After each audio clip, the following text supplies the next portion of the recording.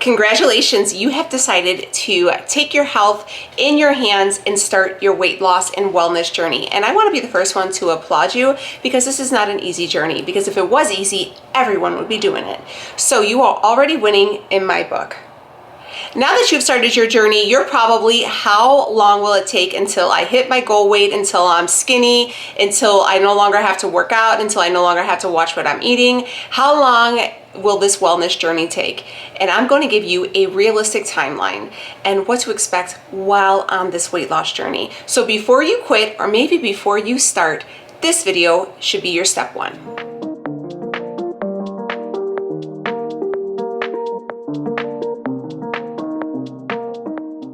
Hey, welcome. My name is Daniela, and this is Daniela Diaries. Here we are inspiring to inspire you, me, everyone to be our very best version of ourselves. Now, everybody's version will differ, but that's what makes it so amazing, is that everybody is different and we're all uniquely made. But on this journey, we all come together and find a community within its own. So if you're new here, please stick around, join this very safe space in this very small corner of the internet, because we are on a road to 100K. The plaque is coming this year. We are manifesting it. And if you've been rocking with me for a minute, you already know we real friends. Don't forget to hit that subscribe button. Don't forget to turn the push notification bell on. Give this video a thumbs up and leave a nice comment down below to help with the algorithm. So you want to know how long until you're skinny? How long until this journey is over? When are you going to, as Boys to Men will say, come to the ends of the road? And unfortunately, I don't think I'm going to be the one to give you the news you want to hear. And that is the thing about a weight loss wellness journey, is no journey is going to be linear, and everybody's journey is going to be different. But the major factor here is not what the scale says, but what your health is doing, right? What the blood work looks like, how you're feeling, how are you moving, how are you sleeping, how's your skin, how's your stomach, all of those things. We're not just so much concerned about the number on the scale, but how we are treating our body. That is our very, very sacred temple. Now, if you guys have been with me for a minute, you will know I am a coffee gal, okay? I love the coffee. I love my midday cafe, baby. But I will tell you this, I had noticed that I was drinking a lot of coffee, doing a lot of energy drinks. My gut wasn't feeling the best. I wasn't sleeping as good as I wanted to. And I was really just not, treating the body as a temple. And I really wanted to focus on what I was consuming for an energy source. I do expel a lot of energy just being a mom, a wife, and doing the things, but working out and all those things as well. So sometimes that afternoon pick-me-up is much needed, especially now that them teachers are returning these children to us for full custody. You already know summer break is coming and we are booked and busy. So I love these little pick-me-ups, these little mighty shots, okay? These are all that you are going to want and need this summer to keep you on the up and up, to keep you alert, to keep you awake, and to keep that body of yours just performing at all maximum peak, okay? And all of this in just this one little bottle. What I love the most about the Magic Mind shots is it does boost energy, gives you great focus, gives you nice mental clarity. It does have some nootropics in it, which I love, because if you did not know, I do suffer from, a lot of anxiety. And you know what triggers anxiety? Too much caffeine. So when they said, you know what, you gotta cut out the caffeine, I listened loud and clear, and that's where these little Magic Mind shots have just really saved me. You're probably wondering what's in these little shots and what is going to give you the energy, right? What is the energy? Where is that coming from if there's no caffeine? So it actually uses L-theanine. There's a lot of nootropics in here, and we love that. We know exactly where they're coming from. There's no artificial anything, okay? So L-theanine is going to act with the matcha, and it's going to be basically nature's version of a time-release caffeine. So it's going to help from the kind of the crashing. You know how if you take too much caffeine, you get that crash and you start to get sleepy once it wears off? That's not going to happen. It's going to give you sustainable, long energy with no crashes. And L-theanine is another one of those things that really does help with anxiety. Bacopa monieri is also in here. It's another natural nootropic. It helps with procrastination, impulsivity, like the urge to scroll social media. You guys know, sometimes I have a wandering mind, so it kind of helps where not only if I have a little perk of energy, I actually have the focus to get something done. You know, sometimes my brain goes a million miles a minute, you know, and this really helps not only give me the energy to get something done, but gives me the focus to stay on task on hand. So this is also another good way to, you know, maybe if you don't want to do a pre-workout, this would be a great something to take before you head to the gym. Another one is the ever-loved ashwagandha, and it also has rhodiola rosea, and it's another way to decrease stress and low-grade anxiety. You guys know those are two of the best things out there if you are an anxiety sufferer and you try to manage it on your own. Ashwagandha is amazing. So is the rhodiola rosea. And it also has lion's mane and cordyceps mushrooms. Mushrooms and lion's mane are so good for you. There's so many different mushrooms, and I love the fact that they took the time out to really, you know, see what the best quality is to put in there. It helps boost your clarity and focus so you can finish your tasks and the list by noon, and you have the rest of the day. And I love that. I love that it's just this little shot, serve it up cold and swipe it back, and you, honey, are going to have a nice clean energy with good focus and no jitters, no anxiety, and you are going to make that list and get it done. So if you wanted to get yourself a little box of Magic Mind, I really think you will like it. It doesn't have like the matcha. It has a little bit of a matcha taste. It tastes very like fresh and herby to me. It tastes like one of like the green shots that you would get at the store, which I really do like. So if you wanted to try out Magic Mind, I will leave a link down below along with my discount code. You can use my code Daniela Fitness Diaries 20 for 20% off, and it's really easy. I just shake mine up. Now you're probably wondering what it tastes like. To me, it tastes kind of like a lemongrass with a slight matcha flavor. Is matcha my favorite? No, but it's not too matcha-y that where you're like, oh, so gross, terrible.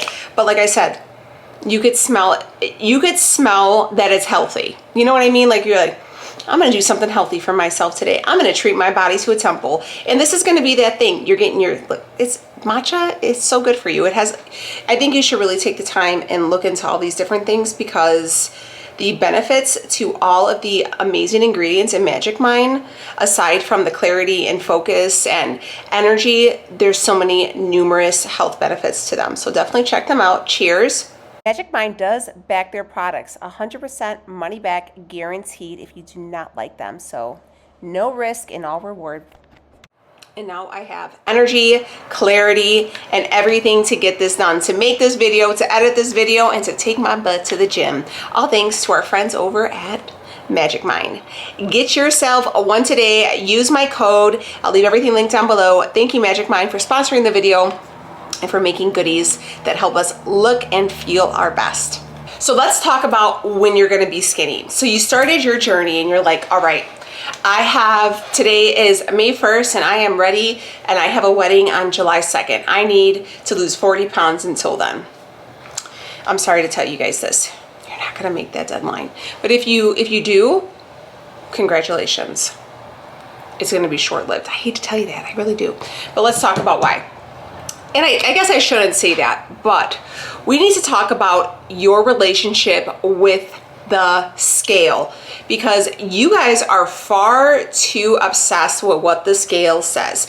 Now, you do need to weigh in. You need to weigh in, and I will get into the reasons why, but you guys are letting the scale be your only indicator of how you are doing, and you are sure to fail. You are sure to fail, because I can tell you something. You have a number in your head of what you want to be.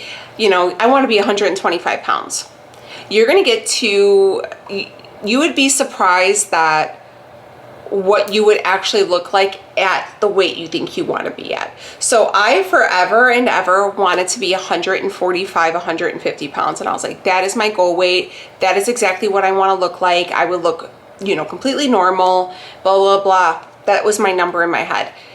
Once I started knocking the pounds off and the weight's coming off and I'm getting lower and lower, I was like, I don't want to be that small. Like, that is just way too small for me.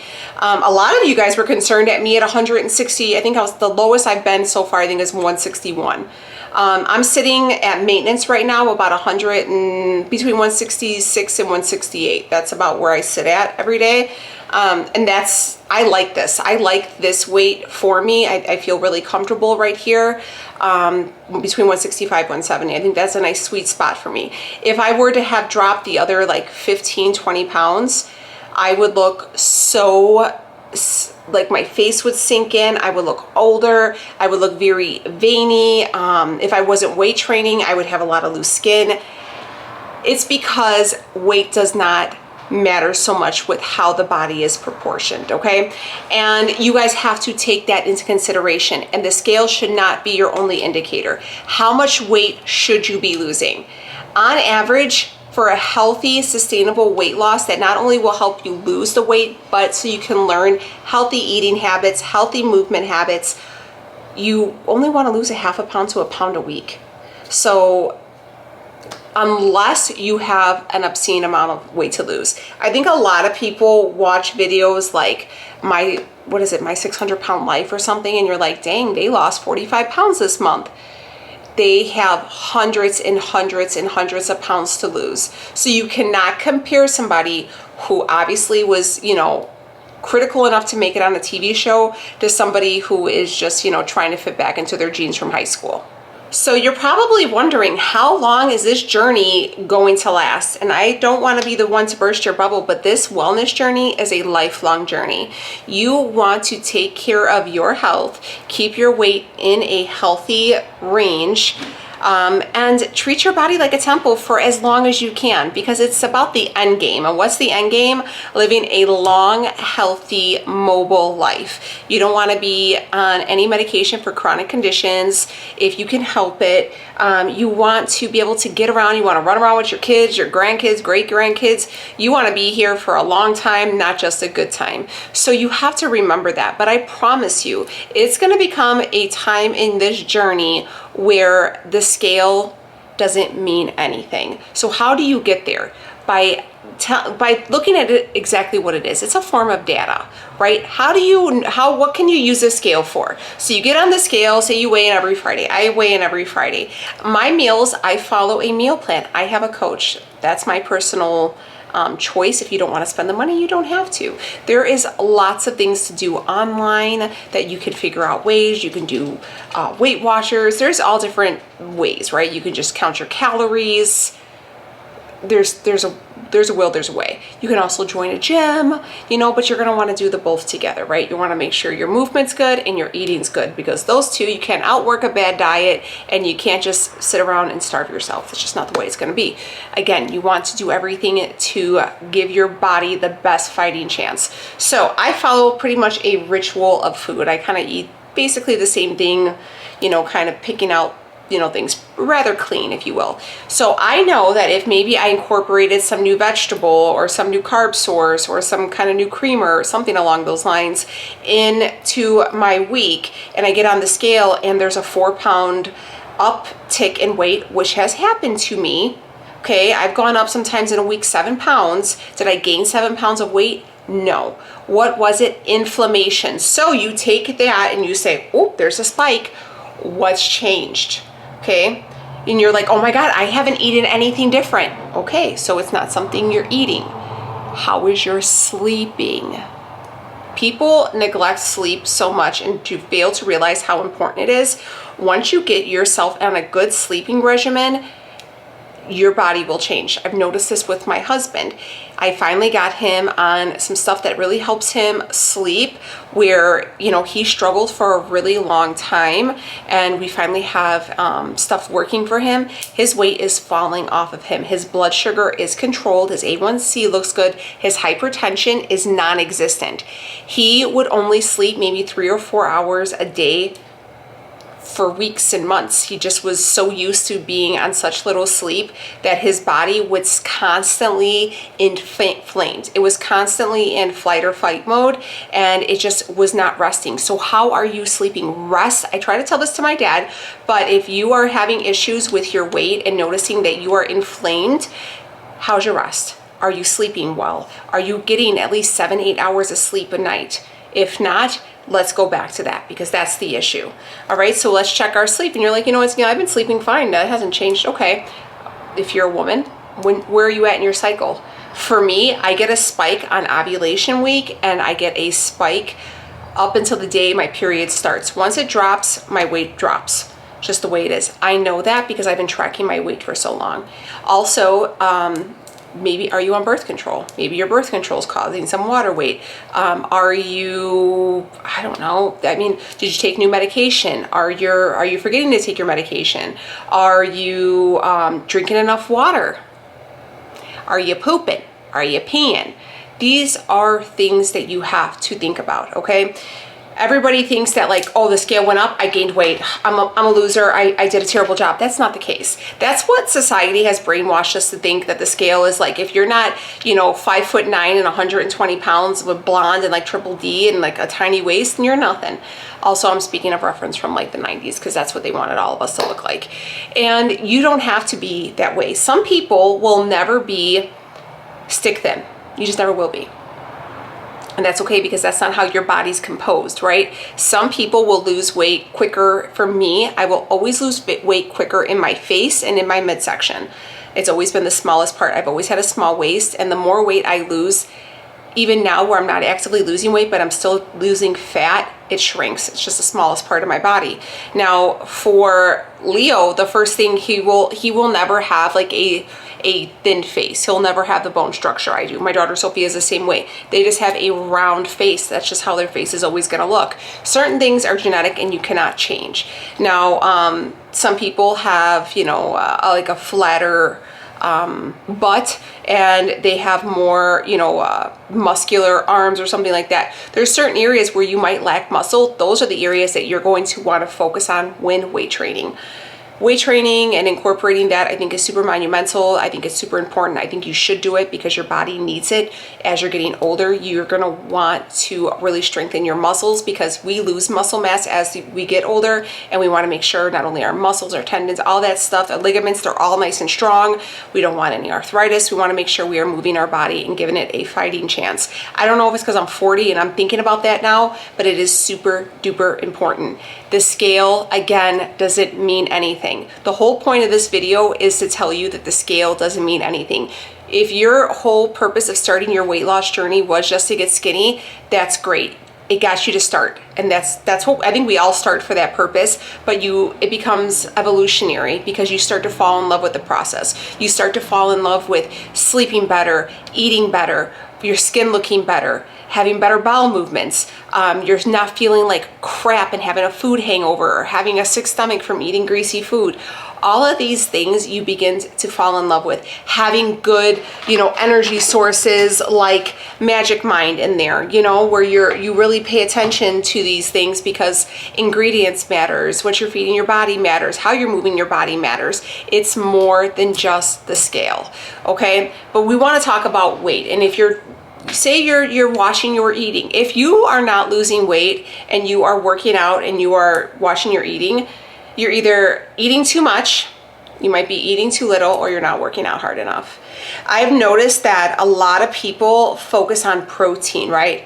They'll say, oh my God, this meal that I have, this meal right here is 300 grams of protein. Don't tell me you can't get your protein in. I always thought it was weird that people can never get protein in. Like, how can you not get protein in? That's like the easiest macro to hit for me. Protein and fat was always, I mean, anyways. But that calorie of, you have a 300 gram protein meal, but that whole meal is like 2,000 calories. I don't care if you're getting all these grams of protein. What is the calories? People just like, it's always like a fad. I kind of feel like that's kind of like the fad right now, where everybody's like, instead of saying like low carb and like this whole meal is only a total of 5 carbs, and it was like, you know, 8,000 calories because it's full of fat. But now everybody's like, this whole meal, we're not paying attention to carbs. It's only, you know, it's got all this protein in it, but it's also loaded. It's calorically heavy. You have to watch what you're eating. I don't care if you're getting all of this protein. It makes, yes, should you focus on protein and getting it in? Absolutely. But you still have to watch what you're eating. You still have to be mindful of what you're eating. And every macro counts. And if you're counting macros and only thing you're focusing on protein, you don't know what you're doing. So don't do that. I feel like it becomes so gimmicky after a while. I also mean that with like the fullest respect. Not that I find tracking your macros to be gimmicky, because I track my macros, but what I'm saying is that I feel like now everybody following protein is like how everybody was following low carb.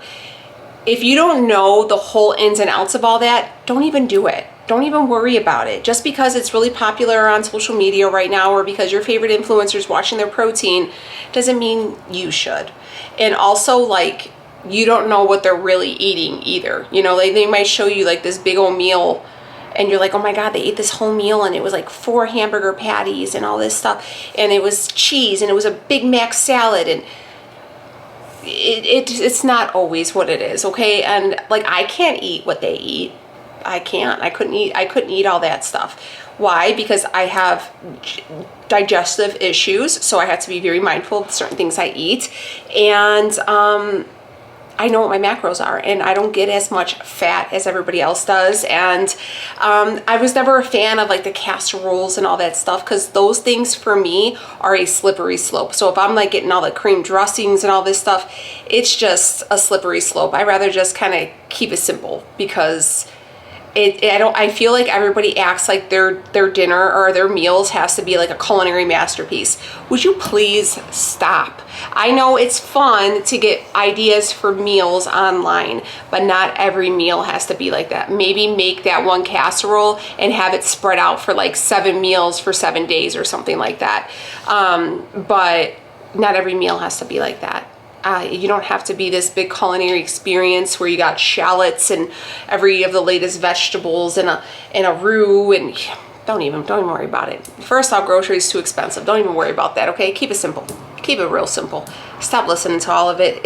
Everybody's in the authority on everything, and I tell you, it's wild. Okay, just watch your calories, and you're probably like, hey, what should my calories be? You can go online and there's a calorie calculator. Now everybody's is going to differ, you know, but these should all be around the same like area. I would probably go to 3 different sites and take the medium of 3, whatever they give you, and get yourself the MyFitnessPal and put it in there. And then movement. All right, let's talk about movement. Cardio. Cardio is not all the same.